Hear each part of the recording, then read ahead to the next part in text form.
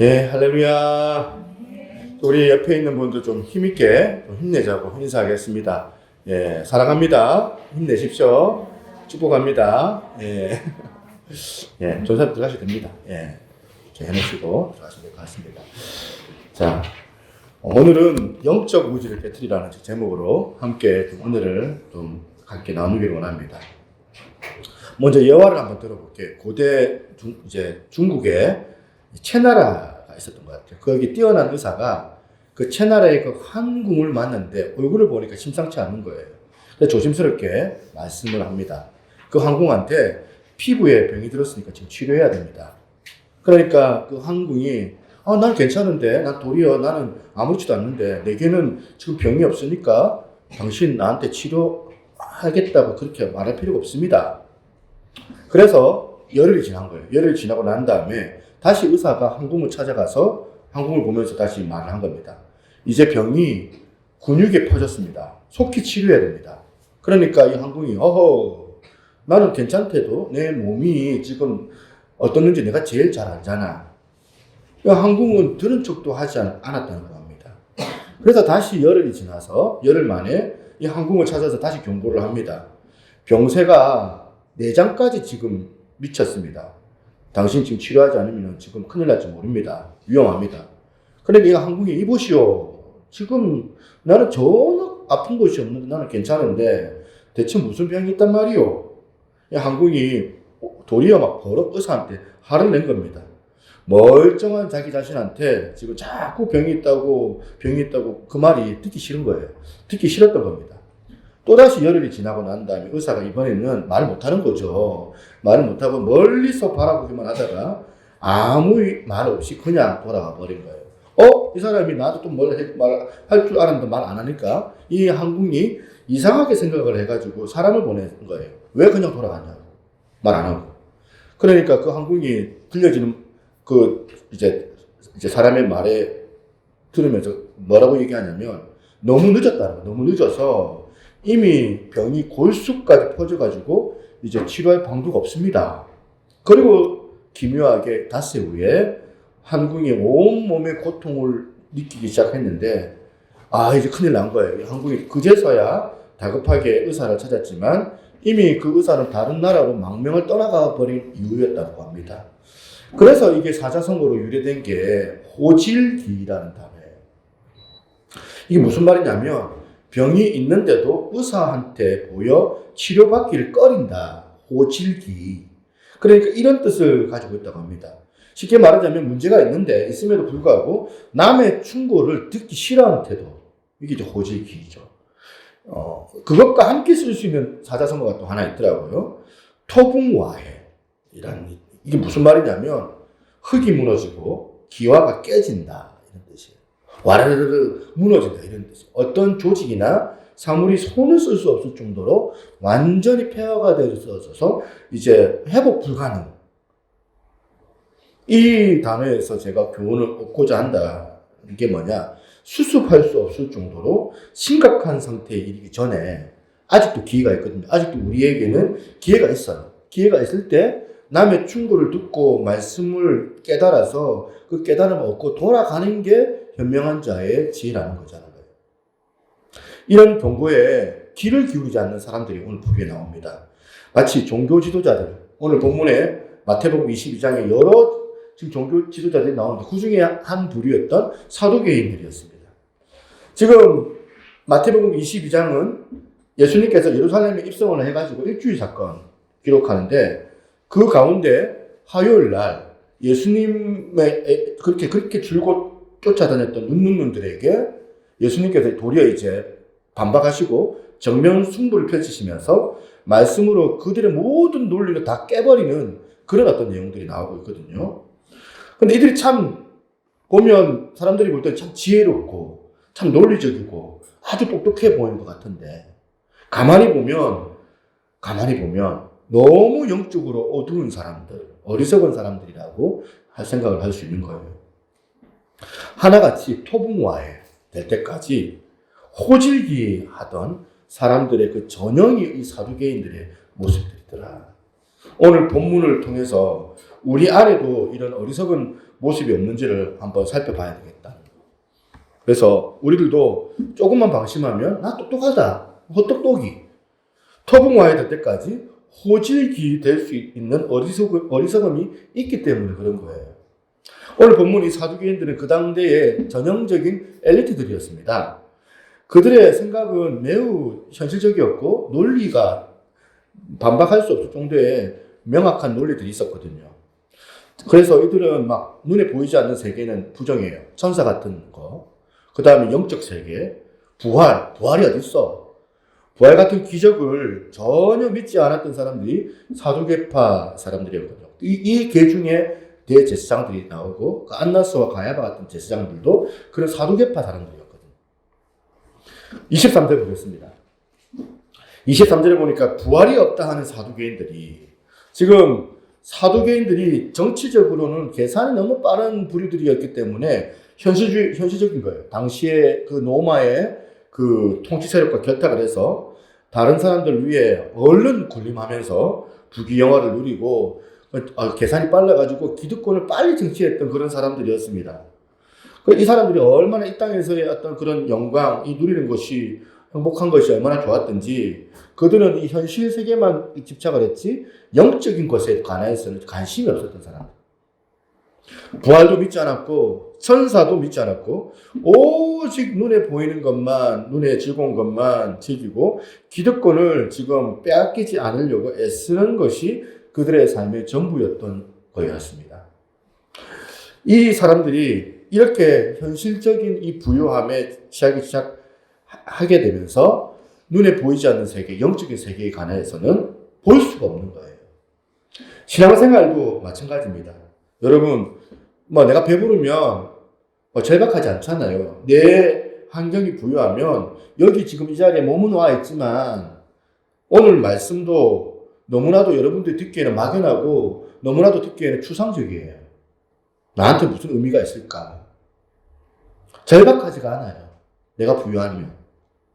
그런데 하나님을 신뢰하는 사람들은 좀 달라요. 하나님을 신뢰하는 사람들은 모든 일이 안 풀리고 막 경제적인 타격이 나한테 주어지고 여러 가지 한숨, 어려움들이 나한테 이제 맞닥뜨려질 때에 그 삶을 살아낼 때 얼마나 절박한지를 몰라요. 또 하나님을 만나기를 간절한 갈망이 있어요. 하나님을 만나기를 원하는 그 간절한 기대와 소망이 그런 사람들한테는 얼마나 그렇게 절박한지를 모릅니다. 오늘 저는 여러분들에게 도전해요. 오늘 이 자리에 왔는데 교회 안에서 그냥 쓸데없이 사두개인들처럼 황당하기 짝이 없는 쓸데없는 그런 논쟁이나 벌이는 그런 신앙인들이 안 되기를 저는 소망합니다. 그래서 가만히 보면 영적으로 죽은 사람일수록 이 성경을 가지고 논쟁거리로 만들어요. 아무것도 아닌 것 가지고 자꾸 막 소모적인 그런 논쟁으로 허비하고 이끌고 나가고 있거든요. 영적으로 침체된 교회일수록 그 교회는 비본질적인 것 때문에 막 갈라지고 다투고 아무것도 아닌 비본질적인 문제를 가지고 마음이 상하고 막 깨지고 이래요. 본질에 목숨 거는 게 아니고 비본질적인 것에 막 자기 자존심 지키려고 막 그런 경우가 많거든요. 역사적으로 영적으로 침체했던 시기는 늘 이런 쓸데없는 영적 그런 소모적인 논쟁이 득세했더라는 겁니다. 비근한 예로 1453년 콘스탄티노플에서 이 지금 이제 그 성당에서 로마 카톨릭이죠. 황당하기 짝이 없는 논쟁이 벌어진 거예요.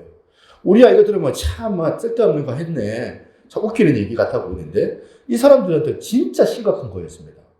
사실 한 번은 교회에서 이제 세례를 베풀기 위해서 성수를 떠놓잖아요. 성수를 떠놓는데 거기에 이제 그만 파리가 한 마리 빠져가지고 죽은 거예요. 그거 사실 별거 아니잖아요. 그거 그냥 그물 버리고 샘을 받아가지고 그냥 다시 성수 만들면 되는데 이게 논쟁거리인 거예요. 한쪽에서는 파리 때문에 성수가 오염됐다고 해가지고 이른바 성수 오염파가 막 득세하고 또 한쪽에서는 거룩한 성수에 파리가 빠졌으니까 그 파리가 성화되었다. 그래가지고 파리 성화파로 이게 이제 그냥 우리가 말하는 그 파리예요. 파리가 성화되었다고 해서 파리 성화파로 둘로 갈라져가지고 막 싸움이 일어났다는 거예요. 쓸데없는. 이런 황당한 논쟁들만 계속 이 로마 가톨릭 교회가 하다가 결국에는 이슬람 교도에게 침공을 받아가지고 멸망받은 거예요. 1910년에도 러시아에서 아직 공산화가 있기 전에 참 가관이었는데 뭐였냐면 바늘 하나에 이제 사람이 바늘을 하나 들고 있으면 그 바늘에 천사가 몇이나 앉을 수 있느냐, 몇이나 설 수 있느냐, 그걸 요구했다고 해요. 로마 정교회에서. 이것도 뭐 사실은 이게 비본질적인 거고, 뭐 쓸데없는 일, 소모적인 그런 것에 마음을 쏟고 다투다가 그만 이 러시아도 그 공산주의에 의해서 공산화가 되고 교회가 문을 닫아버리게 된 비극이 일어나게 되더라. 영적으로 어두우면 우리가 분간을 못해요. 이게 본질인지 비본질인지. 본질적인 것에 목숨을 걸어야 되는데 이 비본질 가지고 자꾸 싸우고 다투고 있거든요. 반대되는 케이스 하나를 소개를 합니다. 누가복음 24장에 보면 두 제자가 나와요. 엠마오로 내려가는 두 제자. 여러분 들어보셨죠? 이 사람들이요, 예수님이 십자가에 죽임을 당하고 난 이후에 부활하셨다는 사실을 알지 못하니까 이제 고향을 내려가는 그 감정이 어떤 감정일까요? 패배감에 쩔어가지고 우리는 졌다, 안 된다, 낙심해가지고 엠마오로 지금 고향으로 터벅터벅 내려가는데 이때 부활하신 주님께서 그들을 만나주십니다. 그런데 불행하게도 예수님께서 그들을 찾아오셨지만 이들이 영적으로 영안이 어둡고 가리워지니까 주님을 알아채리지 못하는 거예요. 그래서 그들의 논쟁에 예수님께서 슬쩍 그렇게 끼어들어가고 질문한 겁니다. 17절입니다. 17절에 예수께서 이르시되 너희가 길 가면서 서로 주고받고 하는 이야기가 무엇이냐 하시니 그랬더니 한 제자가 이분이 예수인 줄을 모르니까 이 사람을 뭐 하는 짓이야? 하면서 이 사람이 그냥 면박을 준 거예요. 18절 그 사람이 글로바라 하는 자가 대답하여 이르되 당신이 예루살렘에 체류하면서도 요즘 거기서 된 일을 혼자만 알지 못하느냐.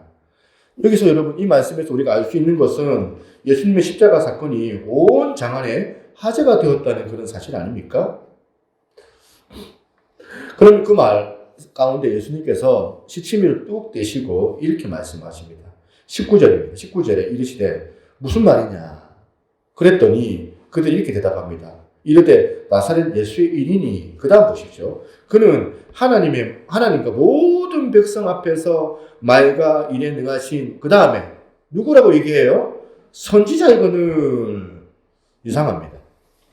분명히 이들은요 마태복음 16장 그 가이사랴 빌립보에서 이 베드로의 이야기도 들었잖아요. 베드로가 주님 그리스도시요 살아계신 하나님의 아들이십니다라는 신앙 고백을 통해서 예수 그리스도의 메시아 되심을 선언을 한 건데 오히려 이들이 예수님을 다시 선지자로 지금 전락시키고 있더라는 사실이에요.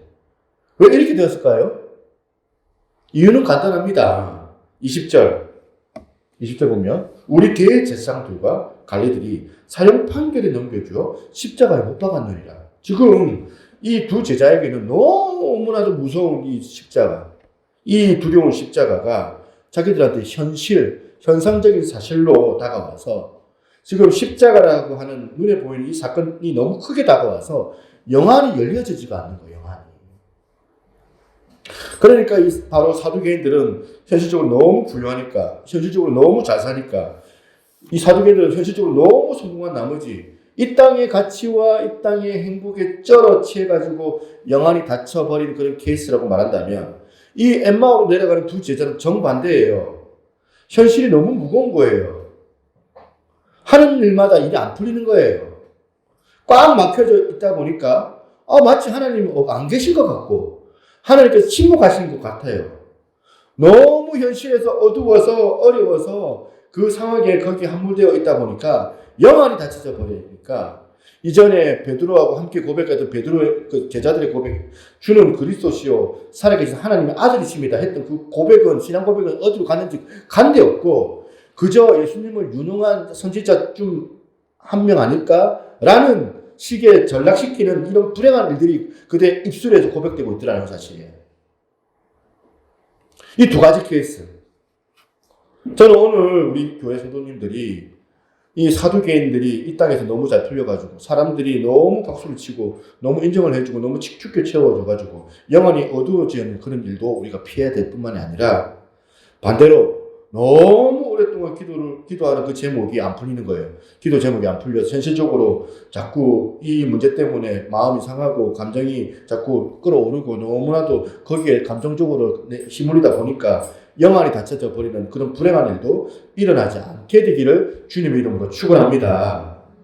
그런데 중요한 게 하나 있습니다. 뭐냐면 이렇게 현실에 함몰되어져서 영안이 열리지 못하는 그 두 제자에게 예수님께서 어떤 조치를 취하세요. 어떤 조치를 취하는지를 참 하느냐가 참 중요합니다. 누가복음 24장 25절에 이들에게 이런 얘기를 합니다.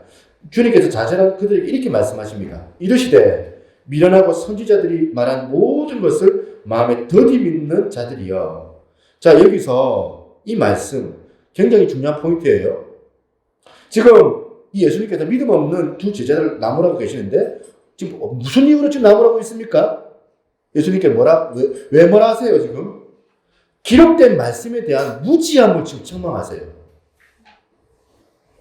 다시. 이 제자들을 왜 나무라 하세요? 기록된 말씀에 대한 무지 때문에 책망하세요.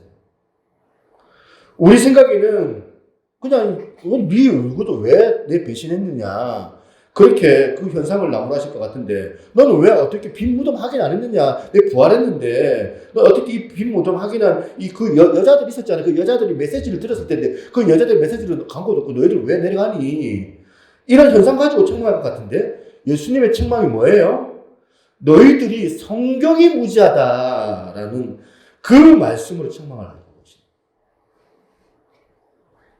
27절에 보니까 뭐라고 해요? 주님이 그들에게 지금 성경을 가르치세요. 같이 한번 읽어보겠습니다. 이에 시작. 이에 모세와 모든 선지자들로 시작하여 모든 성경에 쓴 바 자기에 관한 것을 자세히 설명하니라. 여러분, 이런 예수님의 모습은 예루살렘에 모여있던 다른 제자들에게도 그대로 나타납니다. 45절에 부활하신 예수님께서 이 제자들을 만나주실 때 지금 그 모인 자리에서 뭘 하고 계십니까? 45절 띄워주세요. 45절 보니까 그들의 마음을 열어 무엇을 깨닫게 합니까? 성경을 깨닫게 하시고. 저는 이런 말씀들을 다 이렇게 정리해 보면서 오늘 본문에서 얻을 수 있는 두 가지 교훈을 여러분들에게 강조하고 싶습니다. 첫 번째는 뭐냐면 우리가 영적 무지가 벗어나야 되는데 영적 무지를 벗어나려면 어떻게 되느냐면 첫째로는 살아계신 하나님을 경험해야 돼요. 우리 하나님은 죽은 자의 하나님이 아니라 산 자의 하나님이신 줄로 저희들은 믿습니다. 다시 우리들은 죽은 자의 하나님이 아니라 산 자의 하나님이신 줄로 저희들이 믿습니다. 아멘 하세요. 그 믿음이에요. 과거에만 일했던 하나님이 아니에요. 현재 지금 이 자리에서 역사하시고 살아서 운동하시는 전능하신 하나님 아버지. 마태복음 1장에 예수님의 탄생 사건이 나오는데 1장 21절부터 25절에 보면 예수 그리스도의 나심을 예고하면서 주님의 그 이름을 이렇게 두 가지를 그렇게 지금 소개를 합니다. 아들을 낳으리니 이름을 예수라 하라. 그가 자기 백성을 그들의 죄에서 구원할 자이심이니라. 이 모든 일이 된 것은 주께서 선지자로 하신 말씀을 이루려 하심이니 이르시되 보라 처녀가 잉태하여 아들을 낳을 것이요. 그 다음 보세요. 그의 이름은 임마누엘이라 하리라 하셨으니 이를 번역한 즉 하나님이 우리와 함께 계시다 하니라. 이 예수라는 이름하고 임마누엘이라는 이름 두 이름을 지금 소개하고 있는데 예수라는 이름의 뜻은 무슨 뜻이에요? 자기 백성을 그들의 죄에서 구원할 것이요. 임마누엘이라는 이름 뜻은 뭐예요? 하나님이 우리와 함께 하시다 이런 뜻이에요.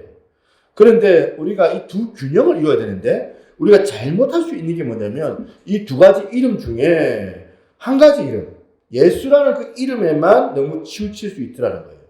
우리를 구원자 그 예수의 이름에만 너무 몰두하고 치우쳐져 있다 보니까 우리와 함께 하시는 임마누엘, 우리와 함께 하시는 그 임마누엘이 약화될 수 있더라는 거예요.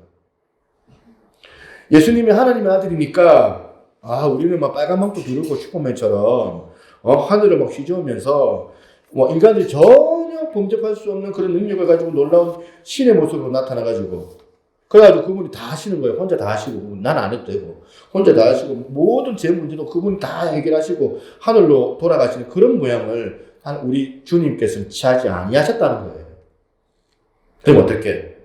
도리어 말로 다 할 수 없는 연약한 아기 예수의 모습으로 인간의 모양으로 이 땅에 성육신하신 거예요. 이게 뭘 의미할까요? 우리는 아무것도 안 하고 하나님 다 해주세요. 우리는 그저 아무것도 안 하고 구경이나 하고 막 그분이 혼자 산막 길이길이 날뛰어가지고 그네가 다 휘젓고 일 다 끝내면 하늘로 씩 승천하시는 그런 신의 모습이 아니시라. 연약하게 짝이 없는 인간의 몸으로 오셔가지고 인간의 모든 마음들, 여러 마음들이 있어요. 오늘도 제가 생각해보니까 여러 감정들이 있을 것 같아요. 막 책임의식, 자책감, 또 어떤 죄책감, 또 어떤 괴로움, 오늘 제가 들었던 마음들, 여러 가지 마음들이에요. 또 보면 이제 내 마음 가운데 여러 마음들, 사랑하는 마음, 또 이렇게 긍휼히 여기는 마음, 품으려고 하는 마음, 여러 마음들이 다 있잖아요. 인간 안에. 이 마음들을 우리 하나님께서, 하나님 아들이 되신 예수님께서 오셔가지고 그걸 모든 걸 다 경험을 한 거예요. 예수님께서. 경험을 하시면서 우리와 함께 하시기를 원하시는 게 이게 바로 주님께서 일하시는 방법이더라고요. 우리가 인간의 몸을 입고 오신 예수님과 함께 걷는 방법이 이게 구원의 길이에요. 어려운 얘기인 것 같아서 제가 쉬운 비근한 예를 들어볼게요. 우리 여기 중고등부 친구들 이제 나중에 군대 갈 텐데, 여기 보니까 남자 군대 간 사람 4밖에 없어서, 여자분도 밖에 계셔가지고, 군대 그 가스실이라는 게 얼마나 위험한지 좀 감이 안 올 수도 있는데, 저는 가스실을 경험을 해봤거든요. 남자들 군대 가면 제일 힘든 게, 전부 다 힘들지만, 제일 힘든 게 가스실 들어가는 거예요. 하생방, 군생활 해보면, 훈련병 시절에 진짜 막 그 앞에 들어가기 덜덜덜 떱니다. 가스실. 방독 마스크 쓰고 있다가 이제 들어가가지고 다 벗는 거예요. 다 벗고. 그러면 가스실에서 오만 구멍에서 이제 물들이 다 흘러나오고 눈물, 콧물 다 나오고 다 쏟아지는데 그게 얼마나 공포스러운지 막 뒤에서 앞에 들어가는 사람들 보면서 막 기다리고 있는데 막 이제 차례차례 하면서 자기 차례가 다가오면 다가올수록 막 가슴이 두근반 세근반 하면서 가스실 다녀온 사람들 보면서 이게 그걸 보기만 해도 두려운데. 그런데 한 훈련병이 가스실에 들어갔다가 너무 고통이 심해가지고, 고통을 참지 못해가지고, 그리고 문 앞에 그 조교가 5명이 딱 지키고 있거든요. 조교가 못 나오게. 딱 건장한 조교가 딱 버티고 있는데, 그 5명 다 밀쳐내고 가스실 밖으로 뛰쳐나가 버린 거예요. 나는 못합니다. 나갔는데. 군대에서 이런 행동하면 큰일 나는 건데. 이렇게 공포에 질려가지고 그 동료 하나가 바깥에 막 이렇게 웅크리고 있는데 이 중대장이 그 친구한테 뚝뚝 걸어온 거예요. 걸어와가지고 이제 다른 훈련병들 큰일 났다. 이제 영창 간다. 큰일 났다. 다들 쳐다보고 있는데 의외의 일이 벌어진 거예요.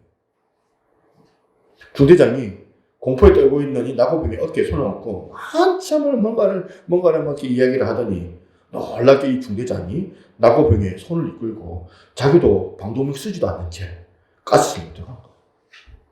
이 중대장이 그 친구의 고통을 자기 고통으로 느끼고 그 친구의 승리를, 중대장의 승리를 그 친구의 승리로 만들어버려요. 이런 비슷한 실화를 군대에서 경험을 많이 해보는 거거든요, 저는 이런 이하를 이 예수 그리스도로, 임마누엘로 한번 적용을 해봤습니다. 예수 그리스도께서 우리 인간의 고통을 자기 고통으로 삼았고, 우리 인간들은 예수 그리스도의 승리를 우리의 승리로 만드는 이게 임마누엘, 하나님께서 우리와 함께 하시는 계시다. 우리와 함께 하시는, 우리와 함께 구원을 이루어 나가시기를 원하시는 예수님. 이게 하나님께서 우리에게 원하시는 표현 임마누엘이라는 거거든요. 여러분, 중대장이 그 친구 대신에 가스실로 들어가는 게 구원이 아닙니다. 넌 여기 있거라. 내가 들어갔다 올게. 내가 다 하고 올게. 네 대신. 이게 구원이 아니에요. 이 구원이 아니라 친구의 손을 잡고 방독면을 벗고 함께 들어가는 행위. 이게 주님께서 우리에게 베푸신 구원의 역사입니다. 복음이 말하는 구원의 의미가 바로 이거예요. 이 임마누엘, 우리와 함께 하시는 하나님, 오늘 임마누엘이 예수라는 그 이름과 더불어서 우리 가운데 경험되는 은혜가 있기를 소망합니다. 이게 하나님의 성품이에요. 마태복음 10장 16절, 보라 내가 너희를 보내니 양을 이리 가운데 보낸 것 같도다. 그러므로 너희는 뱀같이 지혜롭고 비둘기같이 순결하라. 예수님의 제자들을 이 세상에 파송하시면서 보내주신 말씀입니다. 주님께서 제자들을 그 사악한 세상으로 보내시는데, 내가 너희들을 세상에 보낸 것이 양을 이리 가운데 보내는 것과 더 같도다. 이 말씀이 제 마음에 얼마나 와닿는지 모릅니다. 다 큰아들 군대 보내신 분들 계시죠? 큰아들 군대 보낼 때 아픔을 경험한 우리 어머니들의 마음이 다 이런 마음 아니겠습니까? 마치 뭐라고요? 양을 이리 가운데 보낸 것 같은 마음. 우리 지금 여기 친구들 가운데 서울로 올해 학교 입학을 해서 서울로 올라가는 친구들이 이제 있는데, 부모의 마음이 그런 마음이거든요. 마치 이리들 가운데 양을 보낸 것 같은 마음. 그래서 아들을 군대 보내는 엄마들은 다 아실 거예요. 이제 군대 훈련소까지 동행을 하고 부대에서 그 아들을 혼자 보내면서 눈물을 훔치면서 너 여기서 건강해야 된다. 밥 잘 챙겨 먹어. 난 너 잘 해내라 믿는다. 막 눈물 지으면서. 저는 군대 갈 때 연애를 하고 있었던 상황이었기 때문에 여기 계시는 여기 사모님이 제 군대 훈련소 들어갈 때 따라왔었거든요. 그러면서 종 땡 치니까 나는 훈련소로 들어가고, 우리 사모님과 저희 어머니죠. 저희 어머니가 그때 같이 따라오셨는데, 이제 내가 들어가는 모습을 지켜만 보고 있어야 되는 거예요. 앞으로 2년 2개월 동안 이제 못 보니까 그때 우리 집사람이 성아 하면서 울고 그랬다는 거예요. 막 혼자 펑펑 울고 어쩌냐면서. 제가 이제 어머니 마음만큼은 아니겠지만 마치 이리가 아니고 양을 이리에게 보내는 것 같이, 오늘 지금 눈물을 지으면서 군대 보내는 어머니의 마음이 본문에 나와요. 예수님의 마음 가운데 뭐라고요? 보라 내가 너희를 보내리니 양을 이리 가운데 보낸 것 같도다. 그러므로 너희는 뱀같이 지혜롭고 비둘기같이 순결하라. 우리가 이 땅을 살아가는 가운데 실패하고 깨지고 악한 것들한테 사기를 당하고 그런 일들을 경험할 때마다 우리 주님께서 내가 너희를 세상에 보내는 것이 양을 이리 가운데 보내는 것 같다. 그렇게 탄식을 하고 계신 겁니다. 그러면서 주시는 말씀이 17절부터 22절에 하시는 말씀, 이런 대안을 주십니다. 뭐라고 합니까? 사람을 삼가라. 충고하시는 거예요. 그들이 너희를 공회에 넘겨주겠고 그들의 회당에서 채찍질 하리라. 또 너희가 나로 말미암아 총독들과 지금 임금들 앞에 끌려가리니 이는 그들과 이방인들에게 증거가 되게 하려 하십니다. 너희를 넘겨줄 때에 어떻게 또 무엇을 말할까 염려하지 말라. 그때에 너희에게 할 말을 주시리니 말하는 이는 너희가 아니라 너희 속에 말씀하시는 이 곧 너희 아버지의 성령이시니라. 이 주님의 말씀을 들었을 때 그 현실, 이 제자들이 복음 전하다가 히브리서 보면 그렇잖아요. 막 곤장 맞고 보면 능력을 받고 고문을 당하고 옥에 갇히기도 하고 두들겨 맞고 상상할 수 없는 수모를 당하고 거절당하고 그때마다 그들 마음속에 낙심이 오고 망연자실할 때마다 이 주님께서 자기들한테 당부하셨던 이 말씀이 떠오르지 않았을까? 내가 너희를 보내는 것이 양을 이리 가운데 보내는 것 같도다. 너희들이 깨질 때, 복음을 전하다가 고난을 당할 때 절대로 내가 너희를 홀로 내버려 두지 않는다. 그때 너희에게 보내주시는 분이 성령이시다. 그러니까 너희들이 성령 사모해라. 이 말씀 떠오르면서 얼마나 위로가 되었겠습니까? 내가 너 인생 얼마나 힘든지 내가 다 안다. 너의 용량 다 알고 너의 연약한 거 내가 다 알고 있어. 저한테도 오늘 이 교회를 너한테 맡길 수밖에 없는 이 현실 앞에서 내가 너를 홀로 버려두지 않겠다. 내가 너와 함께 하겠다. 성령님을 내가 너에게 보내주겠다. 이 말씀이 저나 여러분에게도 동일한 위로로 넘치는 은혜가 있기를 소망합니다. 여기 계신 여러분, 이 험악한 시절 코로나19 이런 상황들 가운데서 여러분들 가족을 살리기 위해서, 가정을 살리기 위해서 얼마나 수고가 많습니까? 주님의 교회를 이끌어 나가는데 이렇게 목사에 막 애를 쓰는 그 에너지나, 여러분들이 지금 사실 가정 안에 3명, 4명밖에 되지 않는 가정이지만 거기에서 책임을 지는 그 에너지나, 그거는 똑같은 거예요. 그 에너지는. 그 무게가. 그때 주님께서 여러분들을 홀로 고아처럼 버려두지 않으시더라. 네가 한 가정을 책임지느라 얼마나 수고가 많았니? 너를 꼭 양을 일 가운데 보내는 것 같다. 그러나 홀로 내버려두지 않는다. 네가 이 임마누엘의 하나님을 너희들이 경험하지 않고는 우리의 이 신앙생활은 죽은 것밖에 아닌 거예요. 그런가 하면 두 번째. 첫 번째는 뭐였어요? 우리가 살아계신 하나님을 경험해야 된다. 이게 중요했다면 이 살아계신 하나님을 경험하기 위해서는 어떻게 돼요? 성경을 가까이 해야 돼요. 여러분 앞에서 언급을 했지만 예수님께서 지금 엠마오로 가는 두 제자에게 빈 무덤을 지금 확인하는 것으로 지금 꾸짖지 아니하세요. 지금 현상을 가지고 지금 나무르지 아니하세요. 예수님이 꾸짖었던 이유는 왜 너희가 성경을 모르느냐, 그거였습니다. 기록된 성경 말씀에 무지한 너희들이 결국에는 오늘날 너희가 이 비극을 초래했다는 겁니다. 저는 이 말씀에서 굉장히 중요한 사실 하나를 깨닫습니다. 우리 생각에는 주님의 못자국 난 그 손 한 번만 바라보면 믿음이 충만해질 것 같은데, 주님 나를 한 번만 만나주시면 이거 다 해결될 것 같은데, 우리 생각에는 부활하신 그 빈 무덤 한 번만 목격하면 우리의 모든 이 신앙의 문제가 다 해결될 것 같은데 그게 아니다라는 거예요. 성경을 모르는 상태에서는. 기록된 말씀에 대하여서 잘 모르는 상태에서 이 빈 무덤은 아무 의미가 없습니다. 이 사람들한테.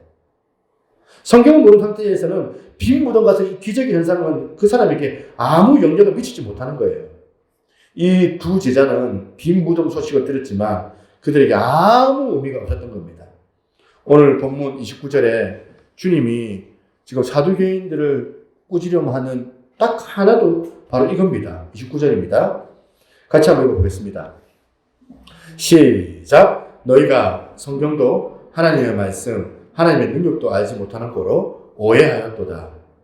저는 우리 교회에 정말 이런 우리 안에 기적과도 같은 역사가 일어나기를 소망합니다. 어떤 분들은 막 이제 손에 금가루 떨어지고 지금 어금니에 막 아말금이 막 금리로 바뀌고 그런다고 해가지고 막 우리가 막 거기에 막 함몰돼가지고 막 우리 하는 경우도 있지만, 그런 기적이 중요한 게 아니라 정말 이 기록된 말씀, 병이 떠나가고 이적이 생기고 몸에 손을 얹으면 놀라운 현상이 일어나는 이런 일들도 우리가 필요하지만, 이런 일들이 가능하기 위해서는 어떻게 돼요? 하나님의 말씀이 교회 안에 풍성해야 돼요. 동의하십니까? 말씀이 없는데 이런 이적의 현장만 쫓아다니다가 얼마나 현실 병든 교회들이 많습니까? 상처받고 막 기적을 일으키는데 그 사람 상처를 받는 거예요. 기적을 일으키는 그 사람한테. 우리 하나님은 부족감이 없는 분이세요. 부유하신 분이세요. 그런데 하나님께서 부유하지만 아무한테나 이런 일들을 맡길 수가 없어요. 하나님의 일을 마치 그런 거잖아요. 칼이 있어요. 이 칼을 어디다 쓰느냐에 따라서 유용한 칼이 될 수 있고 강도의 칼이 될 수 있는 거거든요. 미숙한 아이한테 이 칼을 줄 수가 없어요. 안 지어주는 것처럼 우리에게도 마찬가지예요. 아무나 하나님이 맡기는 게 아니에요. 우리가 잘해야지만이 하나님께서 잘하는 것을 보면서 맡기는 거거든요. 왜 나 안 써주지? 내가 아직 미숙하니까 하나님께서 그 일을 안 맡기시는 거예요. 하나님은 이런 문제들 가운데 우리가 성장하기를 원하시는 겁니다. 이런 문제들 가운데. 그러니까 우리가 교회가 영적인 성장을 계속해서 갈구하고 만들어내고 이루어 나가야 돼요. 우리가 하나님의 말씀을 알고 하나님의 말씀을 더 성숙하면 하늘의 보고가 다 여러분들의 것들이 되는 줄로 믿습니다. 제가 요즘에 출민 성경 읽기라고 해가지고 출애굽기 민수기 성경 읽기를 전국 한 200명 정도 되는 중고등부 애들하고 지금 하고 있어요. 우리 애들 내가 참여를 못 시켜가지고 내가 너무 지금 후회하고 있는데 저는 이제 이렇게 줌으로 하잖아요. 줌으로. 그럼 얼마나 애들이 참여하겠어요. 줌으로 하면 다 꺼놓고 막 그냥 배그하고 이럴 텐데 딱 켜놓고 아이들하고 하는데 아이들이 말씀을 사모하는데 그 말씀을 들으면서 눈물을 흘리고 뭐 이런 감동의 소리들이 자꾸 은혜의 소리들이 이제 선생님이 막 들려주는 거예요. 아이들이 막 변화됐다는 소리 듣고 하나님의 뜻을 알았다. 하나님의 계획이 뭔지를 알게 됐다. 최고 김민숙이 가운데 그런 것들을 제가 보면서 약간의 마음이 뭐였냐면 그러면 우리 교회는 내가 지금 뭐 하고 있는 거지? 우리 교회들 놔두고 다른 교회들 내가 지금 이렇게 가르칠 때인가? 우리 교회 애들은 지금 죽어가는 걸 내가 보고 있는데 자괴감이 드는 거예요. 얼른 정신을 차리고 저도 다른 애들은 그냥 말하면 쏙쏙쏙 다 듣고 막 너무 순종적으로 다 잘 따라와요. 그래서 내가 야, 뭐 이렇게 귀하다. 그러면서 무슨 생각이 드냐면 우리 교회 애들을 내가 먼저 살려야 되는데 우리 자녀들 살려야 되는데 뭐 하나님 하시겠지 하고 그냥 방관하고 있으면 단가? 막 그러면서 마음이 힘들더라고요. 우리 교회가 하나님의 말씀을 알면 우리가 분별력이 생겨요. 그리고 세상을 살아갈 때 옳은 지혜를 가지고 살아갈 수 있어요. 근데 하나님 말씀 모르니까 엠마오의 이 두 제자처럼 부활 사건 봐도 자기들은 선지자다 그렇게 하는 거예요. 주님이라고 모르는 주님을 모르는 거예요. 오늘 이 말씀으로 저와 여러분들 성숙해지면 하늘의 보고가 다 여러분들의 것들이 되는 줄로 믿습니다. 우리가 더 성숙하면 놀라운 이적들이 우리 가운데 나타나게 될 것입니다. 그 일이 가능해지기 위해서는 어떻게 해야 돼요? 여러분, 성경을 가까이 하고 말씀을 가까이 하는 거예요. 자녀 양육의 근본은 뭐냐면 우리 자녀들이 어떻게 하든지 간에 성경을 깨우치게 하는 거. 가정에서 일어나는 수많은 난감한 그런 일들을 해결할 지혜가 어디 있느냐? 이거 하나는 끝이에요. 성경을 깨닫게 하는 거. 다 대학원 나오는 그런 자녀들이지만 오늘 그야말로 지식이 필요한 것이 아니라 하나님의 지혜가 필요할 때는 저는 오늘 여러분들이 이 자녀들에게 성경을 가까이 하는 그 교육을 놓치고 있지는 않는지를 다시 한번 여러분 돌아보시기 바랍니다. 저는 이 두 가지를 말씀드렸습니다. 첫 번째, 두 번째였는데 성경을 가까이 하는 거예요. 그리고 성경을 가까이 함으로 통하여서 성경의 하나님의 말씀이 내 안에 생명이 되고 내 안에 지식이 되므로 죽은 자의 하나님이 아니라 산 자의 하나님을 경험하게 되는 겁니다.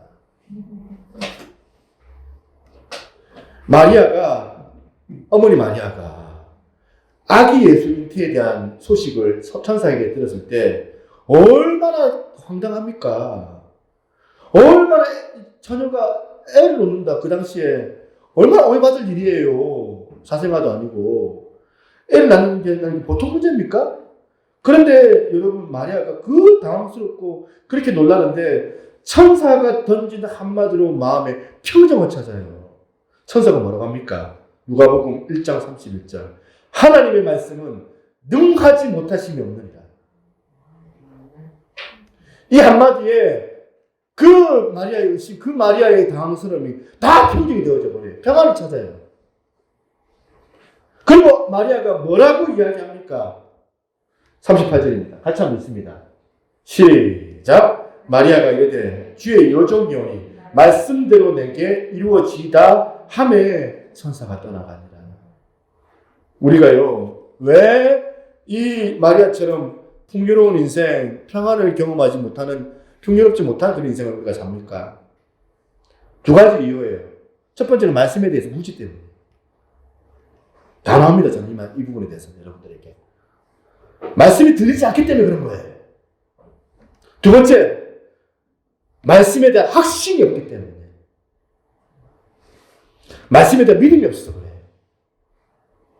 그래서 오늘 여러분, 하나님 말씀 사랑하세요. 하나님 말씀을 사랑할 수 있는 여러분 되시기를 소망합니다. 말씀을 가까이 하시기를 바랍니다. 말씀이 저와 여러분들의 그 등불이 되고, 말씀이 내 인생의 빛이 되고, 주의 말씀이 내 발의 등이요 내 귀에 빛이니이다. 다윗의 고백처럼 이 말씀이 여러분 안에 들어가면 죽은 자의 하나님이 아니라 산 자의 하나님으로 경험되는 2021년도가 여러분들 가운데 될 줄로 믿습니다. 함께 우리 찬양했으면 좋겠습니다.